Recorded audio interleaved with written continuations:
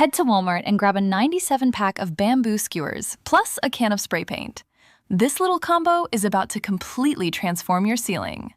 Start by tossing a handful of skewers into a cardboard box. Give everything a nice, even coat. Now for the fun part. Add a small dot of hot glue to each end of a skewer and stick it right onto your ceiling. These skewers are 12 inches long, and I'm placing them evenly around the dated light fixture in my daughter's bedroom. Once the long skewers are in place, let's add dimension. Take your remaining skewers and cut them down to 10 inches using a trim cutter or sturdy scissors. Go back in and add 3 shorter skewers between each of the long ones, again, eyeballing the spacing. Don't overthink it. The hot glue holds great but pulls off clean with 0 damage to the ceiling paint if you need to make adjustments. What was once a basic, outdated light now looks like a trendy fixture that would cost hundreds of dollars. You did it yourself for the cost of a $1 pack of skewers and some spray paint. Take 16-inch wood skewers, 3 wood craft hoops all the same size, and 1 macrame hoop. Start by gluing wood skewers around the inner circumference of 1 craft hoop. Remove every other skewer to allow for even spacing and add a second hoop to the center of the skewers, around 5 to 6 inches above the bottom. Gather all the pointy ends of the skewers and fit them into a 3-inch macrame ring and hot glue in place to secure.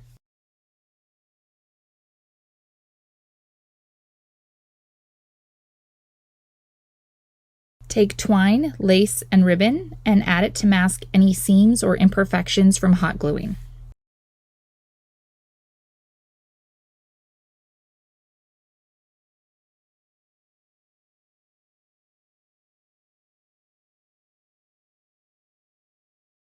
Take a plug-in light fixture kit and thread it through the center of the top of the macrame loop.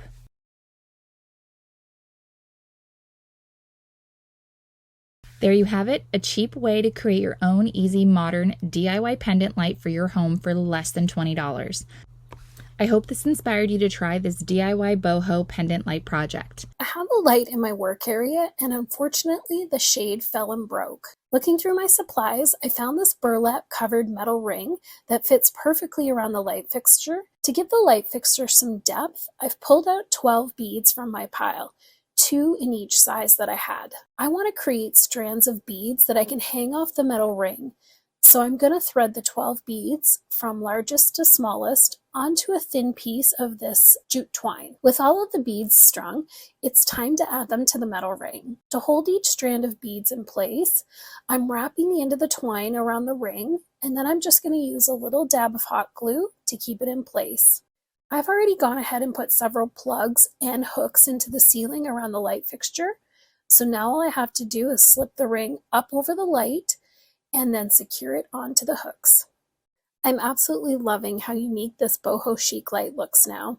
It's the perfect solution for this particular light. I hope this has inspired you to give your light a makeover as well. The next time you're at Walmart, be sure to grab some skewers for this boho-inspired project. I've got 2 hoops here that are usually for wreaths, so I'm going to start with this smaller one, and this is going to be the base for the basket. And this is just an MDF ring, and I'm just going to put some hot glue around the ring like this and stick my skewers right into that.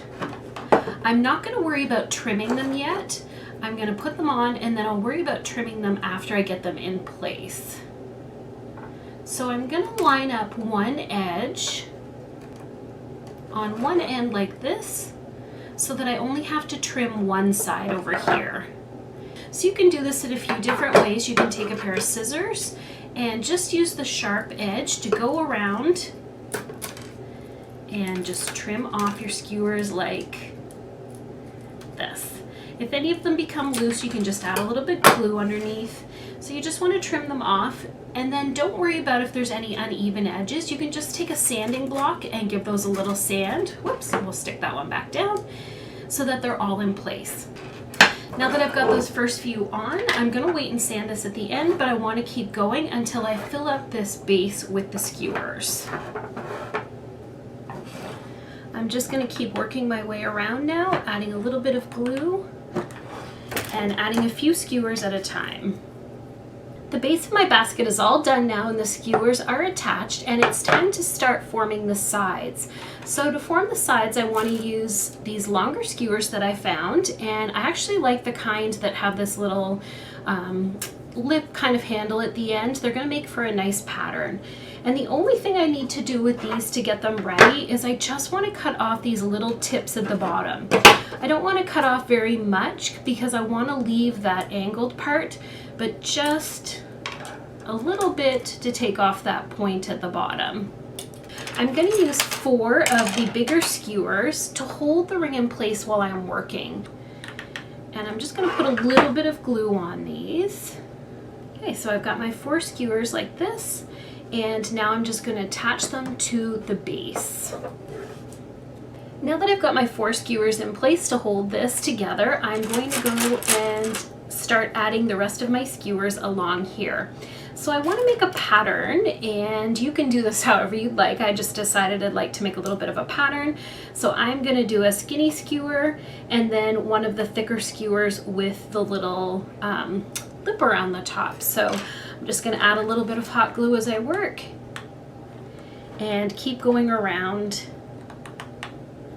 until I have it all filled in.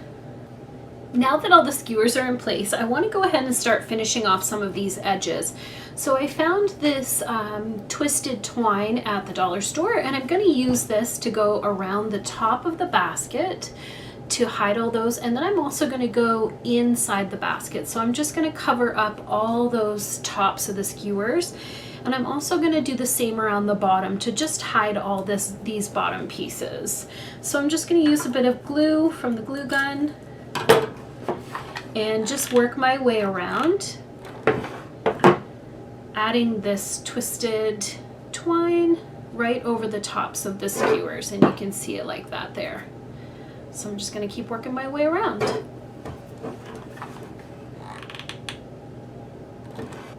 Okay, and you can see the edge out here, how pretty that is now. The last thing I want to do to my boho inspired basket is add a couple of handles, and I'm just going to use the same braided jute twine, and I'm just going to stick a couple of handles on either side of the basket just to give it a cute little handle on either side. So I'll just cut 2 lengths of the twine, and then I'm going to attach one to either side just like this with a little bit of hot glue as well. I hope this has inspired you to grab some skewers the next time you're at Walmart and make this boho inspired basket. There's so much you can do with it. Thanks so much for watching Home Talk. I'll see you next time.